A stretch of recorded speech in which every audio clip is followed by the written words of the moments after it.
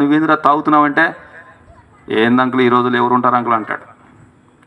ఏందమ్మా వాడు బండి ఎక్కిపోతున్నావు ఏందమ్మా అంటే, మీ నాన్న అసలే పాస్టరు, వాడు బండి ఎక్కిపోతున్నావు ఏంటంటే ఈ రోజులు అంతా కామన్ అంకుల్ అంటుంటారు. కానీ ఆ అబ్బాయి మాత్రం అసలు ఆలోచనలో తప్పు చేయలేదు, మాటలో తప్పు చేయలేదు, జీవితంలో తప్పు చేయలేదు.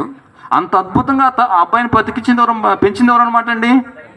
తల్లి. జీవితం ఎంత పరిశుద్ధంగా ఉంటే, ఎంత మాదిరిగా ఉంటే ఆ పిల్లాడు అంత మాదిరిగా బతకాలి, పవిత్రంగా బతకాలి. ఆలోచన చేయండి.